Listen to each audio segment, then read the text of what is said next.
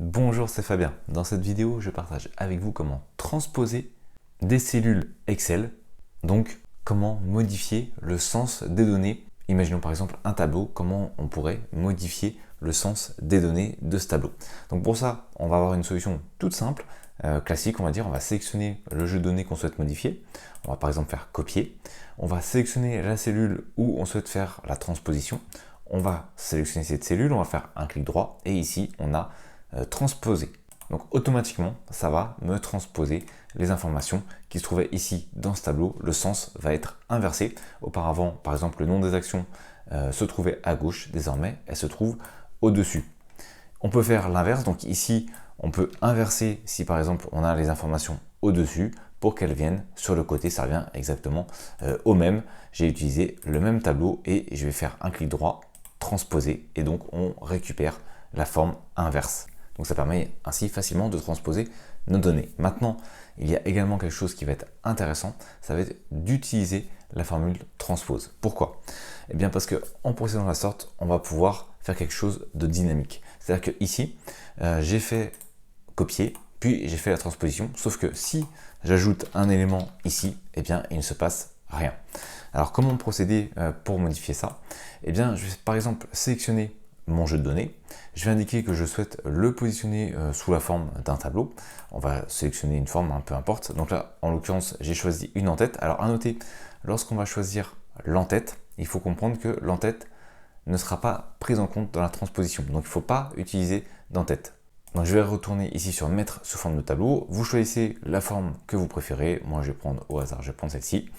Et je vais ici indiquer que mon tableau ne comporte pas d'en-tête. Donc autrement dit, je ne souhaite pas que ici cette première ligne soit considérée comme une en-tête. Donc je vais décocher ici et je vais faire OK. Donc lui il va me donner des noms au niveau des en-têtes puisqu'il en a besoin pour le tableau, mais ça c'est pas très important. Maintenant je vais faire égal. Je vais utiliser la formule transpose. Je vais ici revenir sur mon tableau. Donc le tableau, j'ai oublié de regarder son nom, donc je vais sélectionner une cellule du tableau. Je vais regarder ici le nom du tableau, donc c'est tableau 3. Et maintenant, je vais pouvoir faire la manipulation. Je vais faire égal, transpose. Donc j'utilise la formule transpose et je vais ici indiquer entre parenthèses le nom de mon tableau qui est donc tableau 3. En l'occurrence ici, en tapant tableau, eh bien j'ai ici mon tableau 3 que j'ai plus qu'à sélectionner. Sinon, je pouvais directement indiquer le nom du tableau dans ma formule. Je vais faire entrer. Et comme prévu, ça refait exactement la même chose que si on le fait à la main en copier, transposer. J'obtiens le même résultat que précédemment. Sauf qu'ici, la différence, c'est que dynamiquement, ça va être modifié. Si par exemple, j'ajoute une colonne, j'ajoute la colonne numéro 4, on peut voir ici que je viens de récupérer les informations automatiquement. Maintenant, si j'ajoute ici dans cette colonne le total, on peut voir que ça vient de s'afficher ici. Et ensuite, si je fais le calcul, on va indiquer par exemple que c'est le nombre multiplié par la valeur, donc le nombre d'actions qu'on posséderait multiplié par la valeur actuelle de l'action, et automatiquement on peut voir que ça va mettre à jour les données dans la transposition.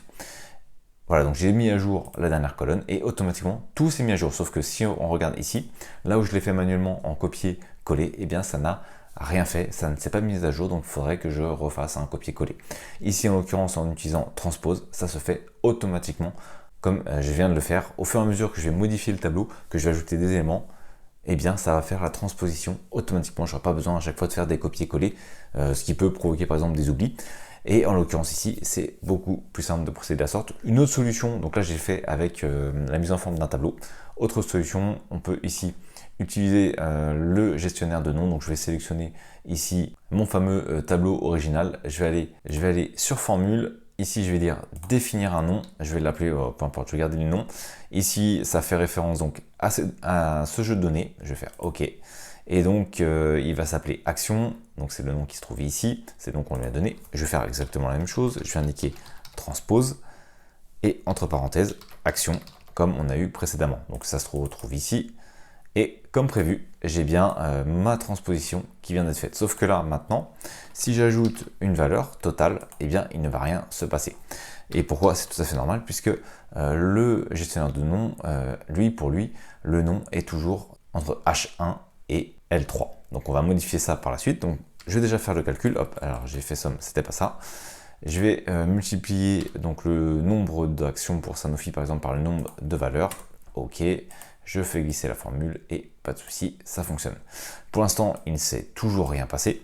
Et si je retourne ici sur gestionnaire de nom, cette fois-ci, je vais modifier le tableau action que je viens de créer, qui se trouve ici. Je vais faire modifier. Et à la place de le récupérer en L3, je vais donc le récupérer en L4. Donc il va me sélectionner de H1 à L4. Et je vais tout simplement faire OK et je vais faire fermer. Et comme prévu, ça vient ici de m'ajouter ma colonne totale. Donc voilà, ce sont deux solutions pour faire des transpositions. Donc on a la méthode manuelle et ensuite on a différentes solutions pour le faire de manière dynamique avec Excel. Merci d'avoir regardé cette vidéo. Si vous n'êtes pas abonné, j'espère que cette vidéo vous donnera envie de le faire en cliquant sur le bouton s'abonner et en activant les notifications pour ne manquer aucune des prochaines vidéos. De plus, vous trouverez dans la description un sondage pour déterminer les prochains sujets. À très vite pour une nouvelle vidéo.